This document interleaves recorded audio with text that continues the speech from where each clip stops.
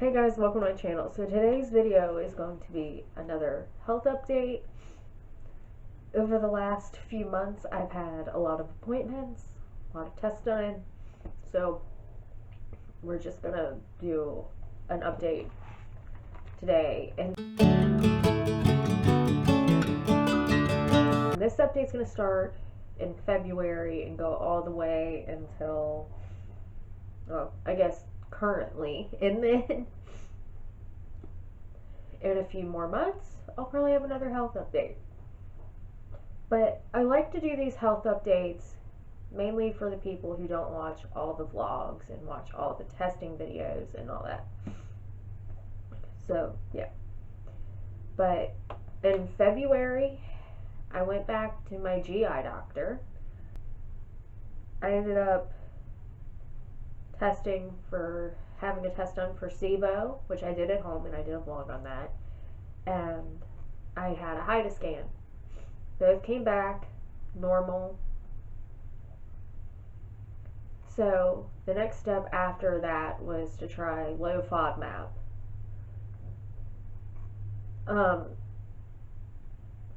That's just a diet where it's an elimination diet basically.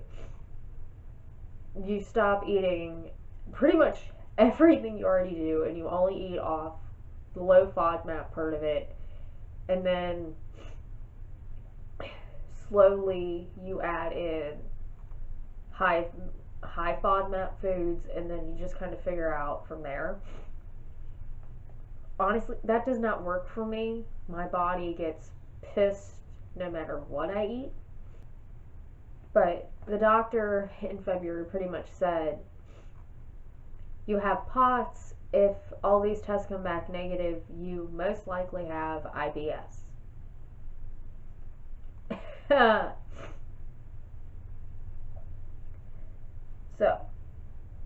I'm either going to be pretty much given, okay, you have IBS, that's all it is, and there's nothing else. Or there is something else wrong with you. But we're not going to figure that out until May when I go back. But he also mentioned after my SIBO test came back normal, well, actually I'm getting ahead of myself. So, February 11th, I ended up doing a video visit with my primary care because I was just not sleeping. I could not sleep. It didn't matter if I fell asleep, I could not stay asleep, and then if I wasn't falling asleep, I couldn't fall asleep at all. So I ended up seeing him for insomnia, and I started trazodone, which is basically it's a sleeping pill without being a sleeping pill, because it doesn't have any. He said most sleeping pills have some kind of side effect, and this one has side effects but not as bad as the other ones. But so far, cross my fingers, knock on wood, it is helping, even though I've had to adjust my dose a little bit. So then I ended up flaring for a week, the end of February into March. I ended up having a chronic gastritis and a cyclic vomiting flare, which is not new to me, but still. I ended up flaring, and it's what's kicking my butt.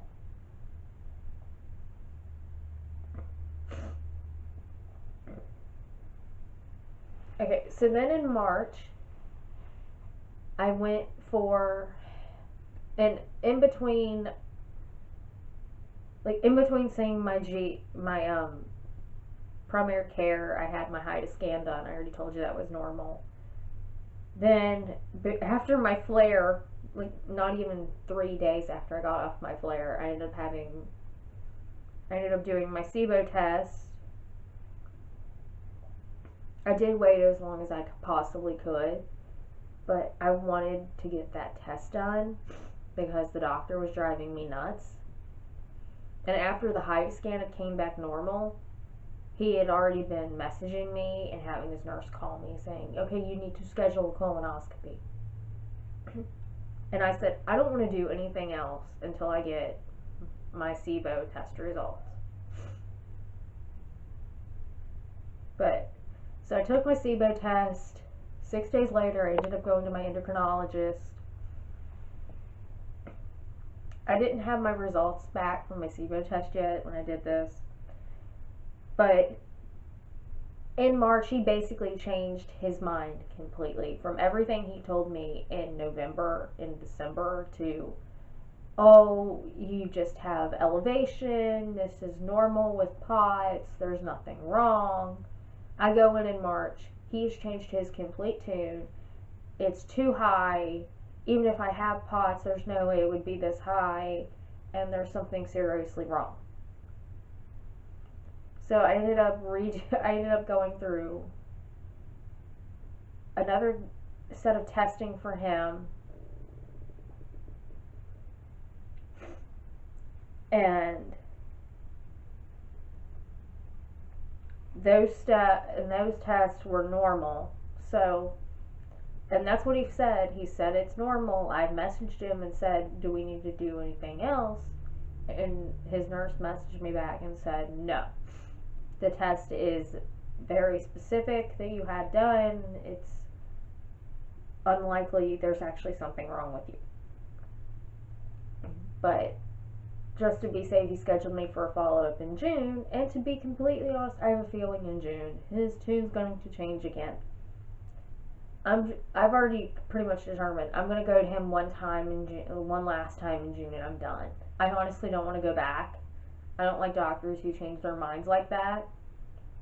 But I can't. The way our hospital is set up, once you have a doctor, unless that doctor drops your insurance or your insurance drops that doctor, you cannot change. Once you have a doctor, you are set and stand with that doctor, unless it's a primary care.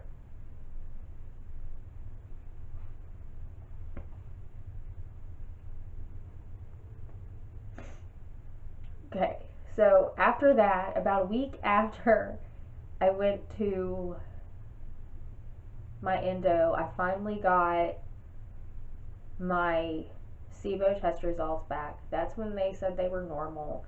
Once again, the doctor starts pushing a colonoscopy. And I'm thinking, I'm not going to schedule anything yet. I'm just going to see what my PCP thinks, because I was 2 weeks away from my primary care appointment. So, March 27th, I went to the cardiologist. I did vlog that appointment. And sorry, the cats are playing. And we decided to up my propranolol and up my mestinon to see if that would help me feel better, because I'd been feeling like crap for months. Nothing was helping. It didn't matter what I did. It didn't matter how much water I drank, how many electrolytes I poured down myself. It just did not do anything. And on top of all that, my palpitations were getting worse. He ended up ordering an event monitor, and I wore the event monitor for a week, and I vlogged that as well. And within that week, March 31st, was my yearly physical with my primary care. And basically we went over everything that every doctor had done in the last how many appointments I had seen. Like, I had been to GI, I had been to endo, I had been to the cardiologist, I had been through the ringer. So, basically we went over all of that. We did a full exam, and then we ended up doing blood work. Basically, I was told to, because my cardiologist had hinted maybe I should decrease my water, And my doctor's like, no, you were not doing that. You were going to increase your water back to what it was. Because I just don't. He was cutting me all the way from 100 ounces to 64. And I've done 64 ounces before, and it just does not touch me. It does not help me. So he had me. So he's like, you could go somewhere in the middle, but I mean, no. And then my regular doctor said, no, you're gonna go all the way back up to where you were, because if it's helping you, and with summer coming up, you are going to need the extra fluid. You're going to need the extra water. He did blood work for my muscle and joint pain again. And this time, basically everything for that round was on the, it's still normal, but it's on the lower end of normal. And the last time I had blood work for my muscle and joint pain, which was August, I believe, I was on the higher end of normal.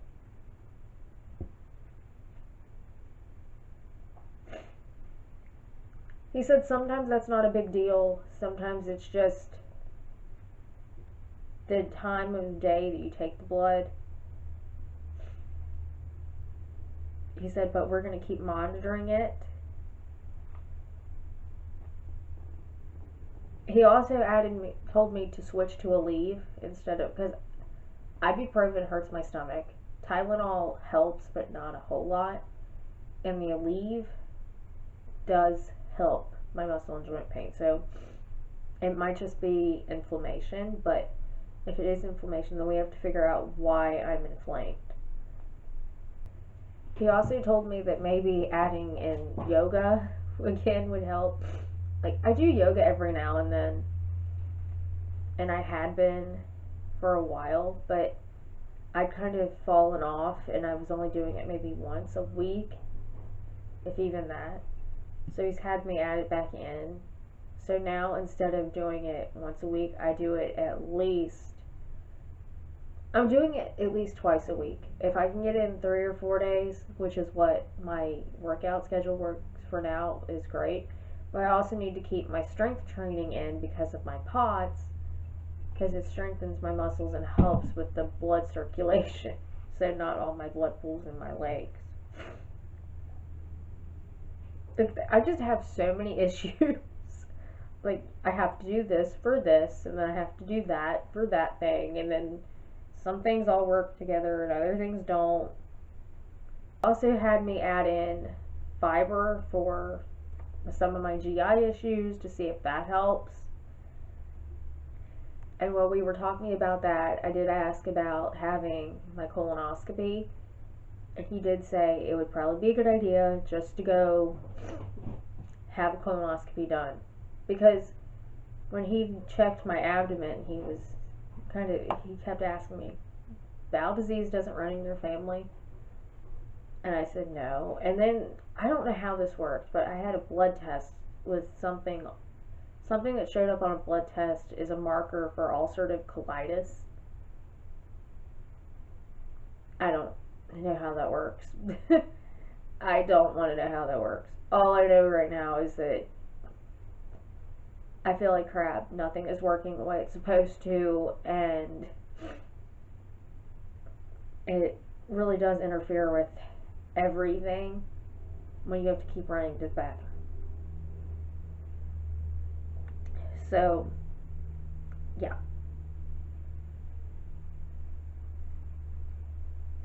We also ended up increasing my trazodone again, because I was starting to have wake up periods, or periods where I just couldn't go to sleep. So, yeah. Hi, Poe. So the week after I saw my PCP, I got my vent monitor results back, and to piss off my doctor, this time it actually showed something. I have had several Holter monitors and event monitors, and a few things show here or there, or there's some random things that is just like, what? And this time it showed PACs, pre-atrial contractions, and PVCs, pre-ventricular contractions, and there were a ton of both. And then it was also showing palpitations. So my doctor got his ass handed to him for all the years telling me that there's nothing wrong with you, there's nothing wrong with your heart.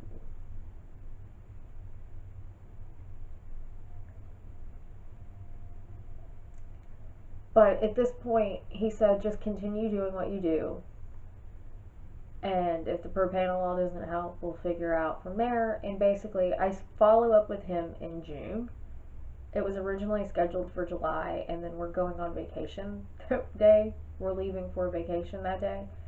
So, I rescheduled the appointment to June, which is when the appointment should have been anyway. So, yeah.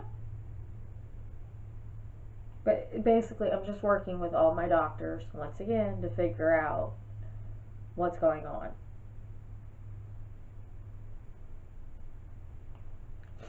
At this point, we have adjusted my meds. We've scheduled numerous tests. I've had numerous tests done already with normal results. I've had some weird results, like on the Holter monitor or the event monitor, like we never expected. So, yeah. Life with chronic illness. It's never dull. But yeah, so at this point, I'm supposed to keep taking my meds, keep monitoring myself, and then next month, I have a colonoscopy, which I will be vlogging. But the weird thing is, they couldn't get me in until next month, but I go to the GI doctor on May 5th, on May 5th, and my colonoscopy ain't till May 9th, or May 20th, so, yeah. I'll probably update a little bit more in the vlog that I'm planning on doing the day I go to the GI. Just because that's how appointments worked out. But yeah, so that's going to be it for this health update. If you like these health update videos, let me know so I can keep doing them. I don't know.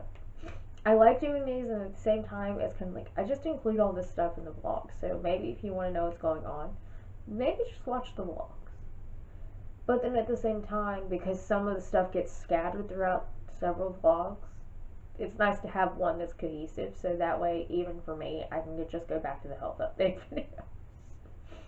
So, yeah, but if you like this video, give it a thumbs up, hit the red subscribe button down below if you've not done so already.